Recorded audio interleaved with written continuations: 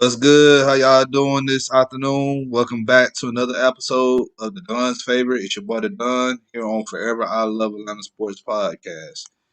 Today I want to talk about Dean Pease press conference yesterday, our new defensive coordinator for the Atlanta Falcons. Just trying to share everything out right now on these Facebook groups real quick because Facebook wants to be tripping this morning or this afternoon. But anyway, if y'all new to the channel, y'all already know what to do. Hit that subscribe button. Also hit that like button. Share this content out with other Atlanta sports fanatics. And hit us up in the comment section. As always, come holler at your hometown sports podcast. All right. Now, we got 12 people in the chat right now. Say hello. I appreciate y'all joining me this afternoon. Now, I'm going to pretty much give my takeaways on this show, on the press conference yesterday. One thing I really liked about Dean Pease, he said they're going to pretty much play both 3-4-4-3. And I kind of, at first, I was like, please, let's just perfect one scheme and ride with that. But, like I said, I've seen film on Pease when he was a DC in New England. New England, they played more 3-4 than anything. I didn't really see them play that much 4-3. But when he was a defense coordinator at Tennessee, they did switch from 3-4 and 4-3, which I liked, and it worked for them. If we're gonna do 3-4, and I've said this the whole time, we need to get a nasty nose tackle. I like Tyler Shevin from LSU. I think we should draft him. I don't think he's making it past the third round, so you have to try to get him in the third round by any means. Another thing I like what P said that they're going to blitz everybody. All right. So we may end up sending a corner on the blitz. We may, of course, we'll send linebackers on the blitz. We may send safety on the blitz. Pretty much get them out of the rhythm of get the offense out of the rhythm, making sure they understand we're coming, but you don't know where we're coming from. All right. So I like that as well. Um, he comes, like I said, Pease comes with a lot of experience. And I think this is a great pickup. Once again, I've said this on record. The great pickup that the Falcons have gotten. All right. So I know a lot of people still scratching their heads on, well, he's retired. Why we didn't leave? Why didn't we let him just stay retired? Well, another thing from the interview, he has a lot of respect and he really loves Arthur Smith. For him to come out of retirement to help Arthur Smith build the team so that way we can contend and try to get a run for a Super Bowl speaks volumes. Um, like I said before, I really like the hire piece. Now, one thing I noticed from the interview yesterday about the staff, and we also hired Nick Perry as an assistant linebackers coach, I believe, and then we hired Lanier as well from forgot what school he came from. Duke. He came from Duke. He's the linebackers coach, and then Nick Perry. Oh yeah, Nick Perry. He would be the assistant DB coach. He's coming from Alabama. So these are great pickups. I like how we're adding depth in our coaching staff. You got a lot of assistants helping the actual positional coaches.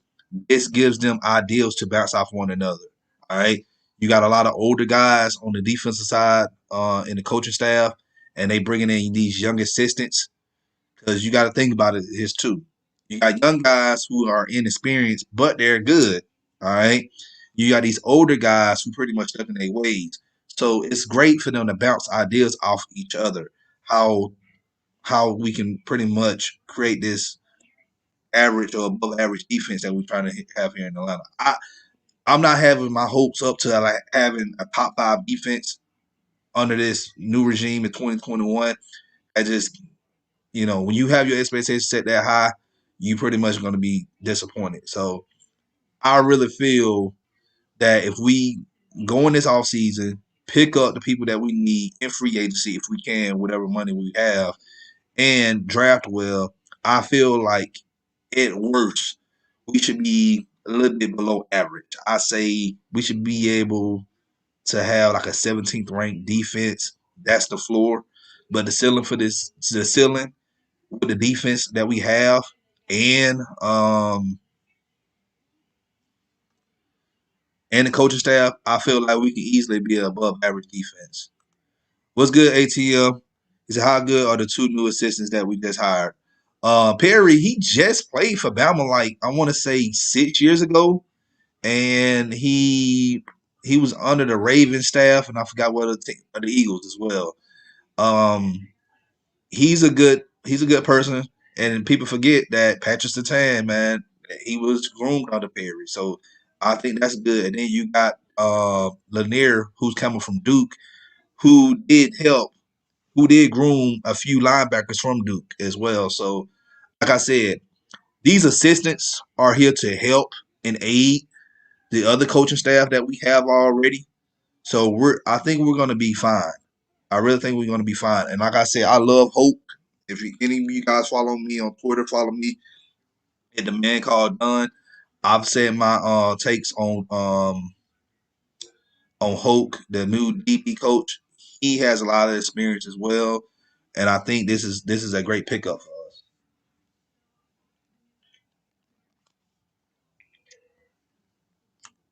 What's good, bro? My big brother right here, Eugene. He said Arthur Smith's going to bring back the running game. That's what we need to, man. We need to go back to the roots, how we used to play football here in Atlanta. We ran the ball. All right, be a little bit more balanced. We know Matt Ryan can still throw it, but you need to have a run game. You have a run game, you can open up your playbook. After watching your show yesterday, I'm good on Sertan. If we ain't drafting Sewell at 4, trade back and load up on defense. I agree with you. Like I said, my main two things is either you get Sewell at 4. If he's not there, then you just you trade back and you get more picks. I'm not really high on Patrick Sertan, but say for instance we want to trade with Detroit or Denver. They in the top 10. All right. You moving a few spots up in the draft. But you're gonna risk out on missing on not only Sewell but also Micah Parsons. So at that point, who are you gonna draft at that ninth or 10th spot? I feel like you can get Sertan at 10 or 9 or 10 or whatever, or 7, whatever they picking at, and then you still won. It's like you lost, but you still kind of won because you still getting second and third round picks. You got 2 seconds and you get 2 thirds. I think that's good. And then you probably get another pick for next year. So that's still a kind of a win-win situation with the Falcons. Um, I've said Sertan can play here in Atlanta. He's a zone DB, but if I was the Falcons, I will move him to free safety because we know we don't even know what's going to happen with that position right there. Yeah, the left guard from Alabama, I think he'd be good, but I don't think we will be drafting him at number 4 overall. He'll be available. I think he should be available in the second round or late first round. But that's the thing. If the Falcons want to trade back and get him, I think that'd be good. Do you think Arthur Smith will give Ryan a wristband playbook? Um, that's the thing. I need to see if Ragone is going to do that because that's all depending on the offensive coordinator. Ragone, I think Mitch Trubisky had a wristband playbook, if I'm not mistaken. But if that's the case, I think Matt Ryan will have a wristband playbook. They should give him one. Yes, because Tannehill was wearing one. Yeah, Tannehill was wearing one. Like I said, also Trubisky wore one as well on the Ragone. So that's another thing. Do Atlanta draft Sewell or trade the 4th spot for more draft picks or take a future quarterback? I think you draft Sewell at 4, but they can also look at it as we have too many holes on defense because we don't have any safeties right now. Neil may not even get resigned. KZ might not get a contract. And we definitely not bringing back Ricardo Allen. So you got to address the safety spots. Not only that, pass rush. Pass rush is our main issue right now that we need to address. Then you're looking at the left guard spot and you looking at running back as well. So I really like if we just get more picks in the second round, you can get your left guard and you can get Javonte Williams out of North Carolina. What's good, Knight? Anyone watching the Senior Bowl? Um, I don't have it here. My mom's house, she don't have it. So what I'm going to end up doing is I'm gonna go on Reddit or something like that and see if anybody got a link to it, and I can go back and watch it because I'm more so watching the film of it, and I'm really looking at trench guys, pass rushers, safeties, and running backs. That's all I'm looking at. I'm not looking at any quarterbacks or any other offensive skill positions. All right. Another thing I need to point out that I like what P said is that he loved that the main reason why he came to Atlanta is the talent that we have on defense. But some people told me that, oh, Doug, this is a bad Falcons team. We don't have any talent. And I said, no, that's not true. It's because of the defense. It's because of the coaching. Not because of the players on the team. We got a Grady Jarrett. We have Deion Jones, 4-year Olakun, rising star. You have a good rookie in AJ Terrell. You have all these guys that you have on defense right now that can be coached up. They never was coached up under the old regime, you guys. So, like I said before, it's more so coaching and development when we was under Dan Quinn. You have experienced coaches now. You can easily groom Isaiah Oliver and make him better than what he was. Same thing with Kendall Sheffield. Um, Heck, we may end up. Look, you still got Mekhi Walker and doggone. Forgot the other guy name. Mekhi Walker was the other guy. Brain fart. But the guys that we drafted last year, you still got these guys on the roster. John Kaminsky, Marlon Davidson, those guys. And I feel like those guys can make an impact with the Dean Pease, with the Hulk on the staff. So we have to just wait and see what we have. But we still need to draft more people. I know highlights isn't all of the film work, but I like safeties, Paris Ford from Pitts and Nazir from FSU. Yeah, I like what I saw in Paris Ford. I really do. The roster is trash. We need to rebuild. Yeah, I'm tired of people saying that. This roster is not trash. You know, even coaches like John Gruden, um, who else said, like other players and stuff that said this, Brian Baldinger, they know this team has talent. It's just the coaching that held this team back for years. Jalen Hawkins, appreciate your king, man. Thank you for that, man. Like, look, man, when I'm doing these shows, man, I be forgetting a lot of stuff. But I already know what I'm talking about, though. But he said that he loves what he sees. He said these guys can run, they fast, and they like to hit.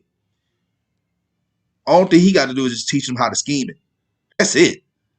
That's easy. That's easy to do. So that's all we need to do. Like, I feel like Pease came into a good situation. He's a better proven defensive guy than Dan Quinn and Raheem Morris. You don't believe me? I will show you the film. I know a lot of people sit up here and want to say that these guys are trash or these guys just not good, but go watch Pease when he was in Tennessee. Go watch him when he was in Baltimore. Go watch when he was in New England. Like he is a disciple of Nick Saban and Bill Belichick. All right. I know we said the same thing with guys like Romeo Crennel and Matt Patricia. I get it. I get it. But this man, like we said, this man was never fired. He never lost his job because he couldn't coach. So that goes to show you guys that this was a great hire to begin with. And I want to also shout something out as well. We just hired TJ Yates to be our assistant QB coach. I think that's good. A lot of people saying, oh, well, he worked with Deshaun Watson. We go bring Deshaun Watson to Atlanta. No, we're not bringing Deshaun Watson to Atlanta, you guys. All right. The reason why we brought in TJ Yates, all right, here. The reason why we brought that the reason why we brought in TJ Yates as an assistant QB coach is because he understands the scheme that we're going and Arthur Smith is going to do. And people forget Yates was here in Atlanta in 2014. He was a backup behind Matt Ryan, so he already knows the offense. And you also have a QB coach here who never was a QB coach to begin with. He was a running backs coach. He just got moved over to the quarterbacks coach. So that's a good sign to have him to for TJ Yates to help this guy to become a better QB coach. I'm upset done in the previous regime because we don't even know the full capacity of Sanaa Olsen, Jalen Graham, John Kaminsky. Dan Quinn tried to make Marlon Davis a D tackle when he's a DN. I agree, man. I agree. But I can see in a 3-4, he's going to be a DN. And you draft your nose tackle and have him be in the middle between Marlon Davidson or John Kaminsky. Because they got to battle out another spot. The other DN spot is going to Grady Jerry hands down. All right. And then you draft your pass rushers at the outside linebackers, and then you have Olakun and Dion play the middle. That's it. What's good, Angel? Archangel.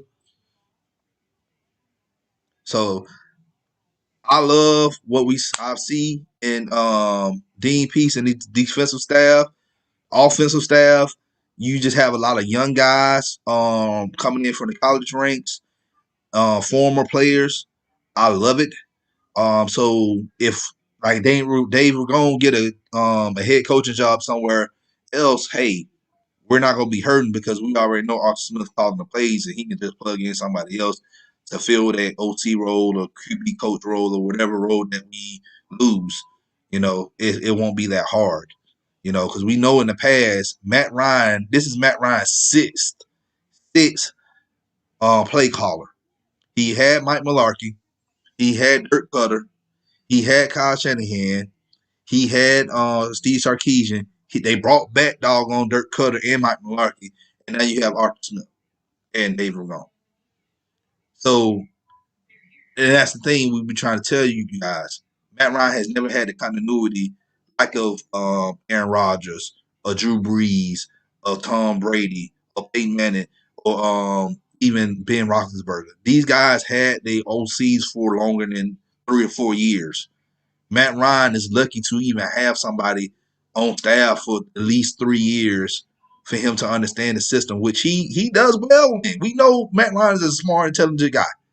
He can pick up on things. He can pick up on offense. And this is why I'm trying to tell people, why would you want to draft a quarterback for him to learn, not only just learn how to be an NFL quarterback, but he also got to learn the scheme as well. Matt Ryan doesn't need to learn how to be a better quarterback. He's elite. He's won MVP before. Every year he throws over 4,000 yards. So it's just he got to pick up on the scheme, which he can. And I also said this too about a quarterback, but I'm just gonna say this again because I know I said it on my show last Thursday. But why would you want to draft a quarterback, okay? And we don't have a defense here. We'll be doing the same thing that we did in 2008 when we drafted Matt Ryan. You drafted a good quarterback, but you didn't have any other supporting staff on the other side of the ball.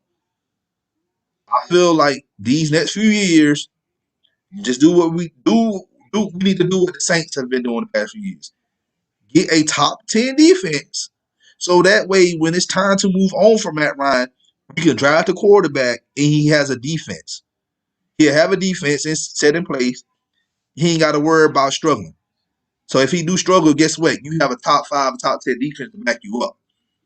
So you throw a pick, guess what? We have a defense that pretty much won't allow the other team to capitalize off that interception. And we get the ball back and he can do it again. Not throw the interception again, but he can actually try again. We'll finally use Olsen and give a man a chance to see what we have in him. He's not Derrick Henry, of course, but he could maybe be the type of back for us. You think? I agree, but I think Arthur Smith is still going to end up drafting him a quarterback a running back that he wants. I feel like we're going to end up drafting a Devontae Williams. Arthur Smith says he's going to evaluate the whole roster. So hopefully, he watches 2019 film as well. Yeah, I think he's going to look at everything, man. And I feel like he knew when this job became open, this is a job that he wanted. Like, it's a dream come true for anybody. You have a Matt Ryan, you have Julio Jones, you have you got a couple of studs on the offensive line, and Caleb McGarry and Chris Lindstrom. Um, you have Hayden Hurst. You know, that's that right there. That right there is good enough for any play caller to say, "Hey, I want to come here." Yeah, ATM because they never gave a man a chance. We still don't know what we fully have in him, and it's disheartening. Yeah, like I said, offense I'm not really worried about. It's what we're gonna do on defense. If we can scratch the surface again, the average defense, excuse me, I feel like we should be fine this season. Will we make the playoffs? I don't know.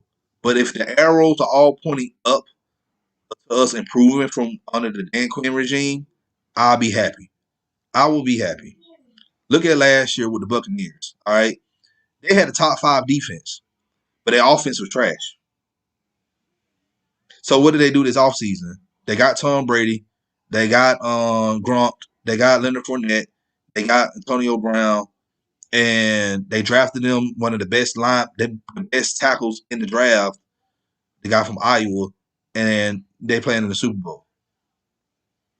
So I feel like the Falcons just need to fix the defense, and I feel like the play calling will be better under Arthur Smith. I don't care what these other content creators saying. Oh, Arthur Smith the same. He called the same plays as Dirk Cutter. That's not true. All right. Let's stop. And I'm talking about the other content creators. Let's stop trying to push narratives down other people's throat because you don't like Arthur Smith because you wanted Joe Brady as the head coach. Stop. Okay? Stop lying to these fans. They're not the same. Dirk Cutter and Arthur Smith is not the same at all. Far from it. I see us drafting either Sewell, we can draft Mika Parsons, or we'll just trade back and we'll probably get the best defensive player available at that spot that we're going to trade back in. At. And you load up on second and third round picks, and I could see us drafting a solid running back in the second round. You draft you a guard, and then you go into the third round. You double down on D lineman. You draft you a guy, that Shelvin guy from LSU, and then you draft you another DN, as a rotational player. And fourth round, I feel like you get you a safety. Fifth round, get another safety that can also be a cornerback, and everything else after that, man, you try to draft you the best player that can be versatile at special teams or tight end or whatnot. So what's good, Nathan, man? Appreciate you joining me, man. He said, say it loud enough for the people in the back can hear it. Trade for more picks. I can see us drafting another tight end, but it should be a day three tight end. You just need depth back there. I know we got Jaden Graham. I don't know what they're gonna do with Luke Stoker. I don't think we should bring him back. We need guys that can be masters of their position, not jacks. You know,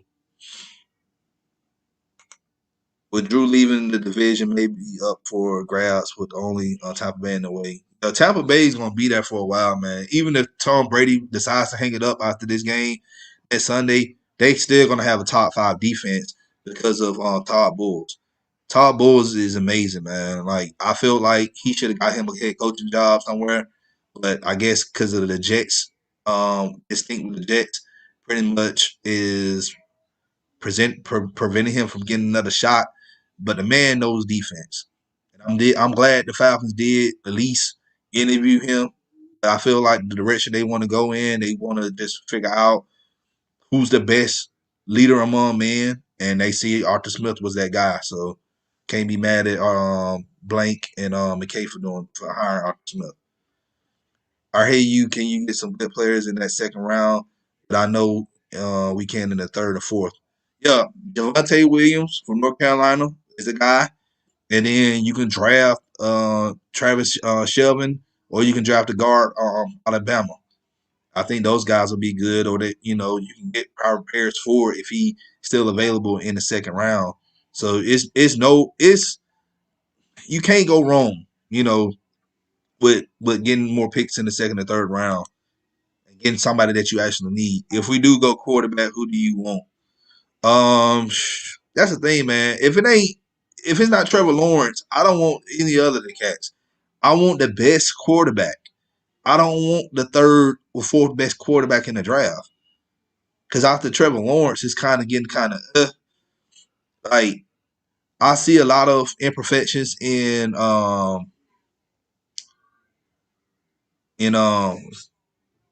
Trey Lance, Zach Wilson, and Justin Fields. I just like I said, I don't I don't see us drafting neither of those guys, man. Like, and then yeah, we got TJ Yates on the staff now, but I just don't see us picking up a quarterback right now, man. Like, why would you pick up a quarterback in the fourth overall draft pick and he's sitting behind Matt Ryan? You see what happened with Green Bay. They wasted their first round pick on somebody that sat on the bench all year, and they could have used that as they could have drafted them a safety or a linebacker to help them go further in the playoffs and could have won the NFC Championship game. Like, we need to address needs. We need to address needs, and we don't have money to sign any free agents. So I just don't like the idea of drafting the quarterback at four. But if they do, would I be mad? No. But, you know, you get what you look. If you draft a quarterback, whatever happens in the season, hey, I'm just gonna sit back and just say, hey, well, we did what we did. But I will say this: you can draft a quarterback in the second, third round. You can draft a day two quarterback that's there that could potentially be Matt Ryan's successor if they decide that they don't want to give Matt Ryan a new extension after his contract runs out. You got Mac Jones. You got the dude from Texas. I like Brady White. I don't care what anybody say about him, the quarterback from Memphis. I think he will thrive in the Arthur Blank, not in the Arthur Blank, in the Arthur Smith system, and you have Matt Ryan to help mentor you and groom you to become an NFL's quarterback. I encourage everybody to look at film on Brady White. Um, look at film for 2019 and 2020. He had a great year 2019, 2020 kind of fell off a little bit, but that's because of the lack of talent he had around him. So,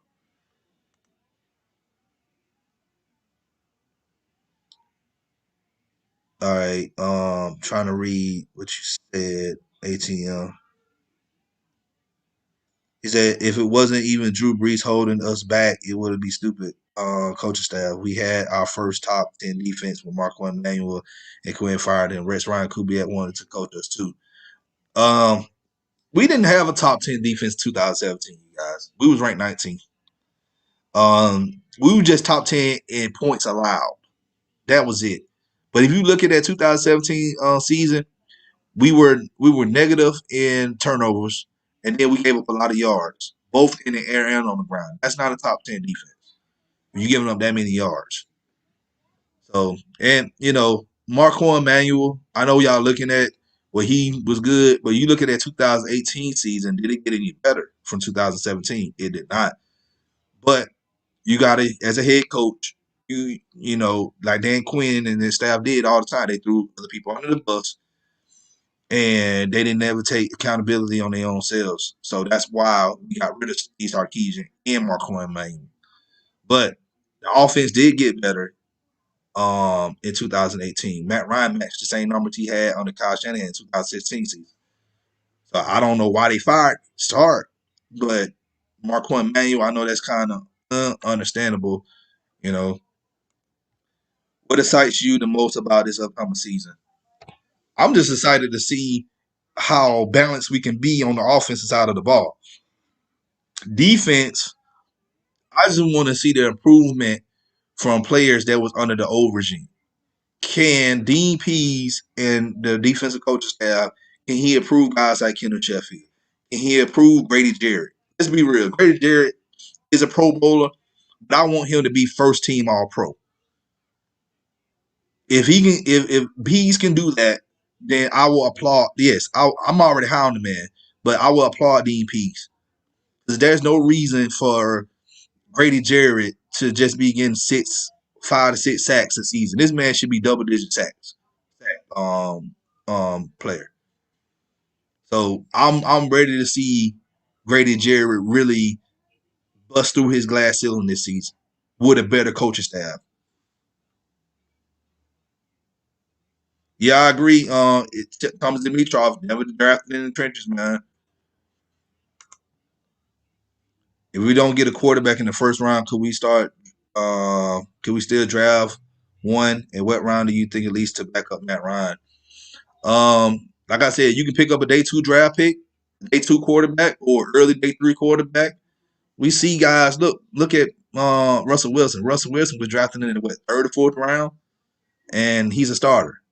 So like I say, man, it ain't about where you draft guys at. It's about can you develop them. Because we see guys like Marcus Mariota, Jake Locker, Mitch Trubisky, all these guys got the first quarterbacks to get drafted in their respectful draft. And they didn't do anything in the league because they didn't have the people to develop them, and then or the team that scouted them wrong. They were not that good.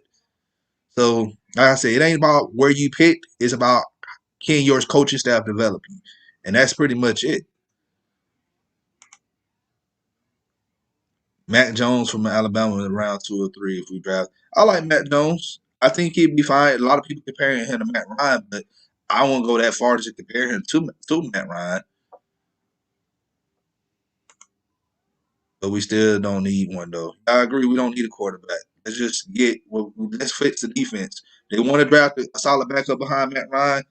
You go day 2, go day 3, and get to a quarterback. What's good, Falcons? Always. Hey y'all, if y'all new to the channel, make sure y'all subscribe to the YouTube channel.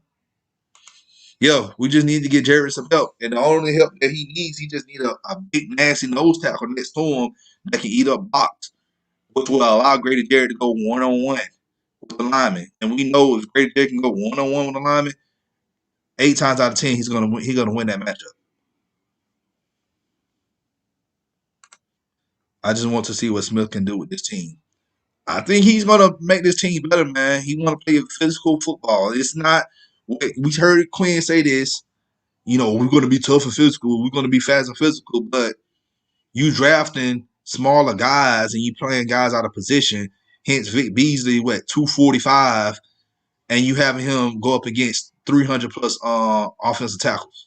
That's not fast and physical right there. That's like if real life Rey Mysterio trying to fight Big Show. Like, I mean, we talking about wrestling, but we talking about a real fight. Who you think gonna win? All right. I never been to one of y'all live shows, but I do watch your replays. Love what you guys doing. Appreciate your art, man. Look, man, anytime you want to come on the show, anybody want to come on the show, just hit me up on Twitter or Facebook. I will make time and have y'all come on the show. Look, like I say, I don't stray away from anybody who want to debate or just come out and hang out on the show. I'm all for it.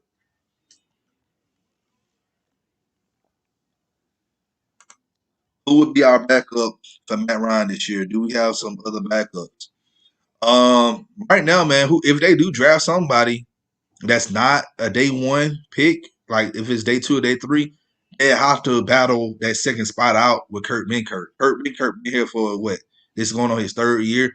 So I feel like he is deserved to be at least mentioned as that second string quarterback.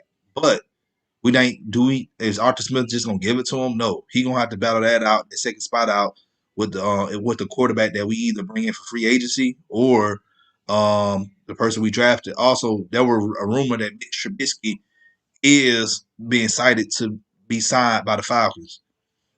I know a lot of people don't like that, but if he's coming in to get backup, why not? I like the idea of Mitch Trubisky being the backup behind Matt Ryan. Look, he's been to the playoffs a couple of seasons. So he went to playoffs with 2018 and this year. I can't be mad at that. No one can be mad at that. We only been to the playoffs once since that time frame. He been there twice. I understand. Yes, he got a defense. That's what we need. We need a defense. So we get a defense here in Atlanta, and knock on wood that if Matt Ryan goes down with an injury for a few weeks, he got to sit out.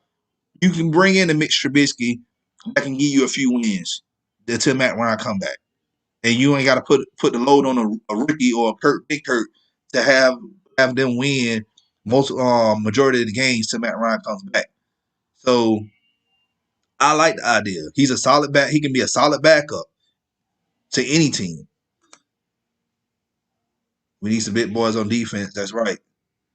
I love to see you get Harry Douglas on the show. He seems down to earth and as real as they come. But I love you. Yeah. Yeah, I've been trying to reach out to Harry, man. Harry, you listen to this, man. Hey, your boy the Dunn trying to holler at you. Let's come on. Hey, come on the show, man. Or you can have me on your platform. He has a show too that I watch a lot, and it's a real good show. Yeah, man. Hey, hit me up in the DMs, man. I love to have you on, man. Defensive line, running game, safety. Yep, that's right. Yes, Trubisky as a backup. I'm definitely not mad at that. Yo, you tying them to a deal with I say 5 to 6 mil a year. Like that's how much a solid backup can cost you anyway. So quarterback's gonna get paid. That's just the nature of the beast. But Mitch Trubisky, he has an okay resume. You've been to the playoffs a couple of seasons. You've been selected to a Pro Bowl. Like he's not. Is he a starter in this league? No. Can he be a backup? Yes. He can come in for a few games, if Matt Ryan needs to sit for a little bit. So that's not an issue. So, but hey, y'all, I'm glad y'all was engaged with me this afternoon. I really love it and appreciate it. We will be doing our show tomorrow. Tomorrow's show, we will be covering the Super Bowl. We will bring on someone from the Chiefs and the Bucks, and we're gonna bring fans on from both sides of the fan base.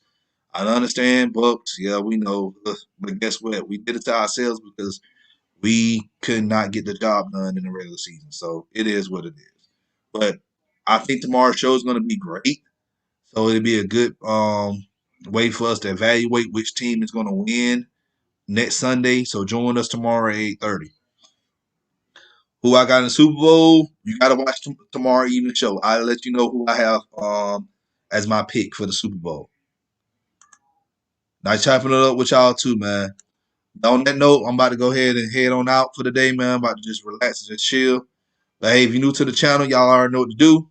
Hit that subscribe button, hit that like button, share this content out, other than the sports fanatics, and hit us up in the comment section. As always, come holler at your hometown sports podcast. It's your boy The Dunn with another episode of The Dunn's Favorite here on Forever I Love Atlanta Sports Podcast. Y'all have a great evening. See y'all tomorrow.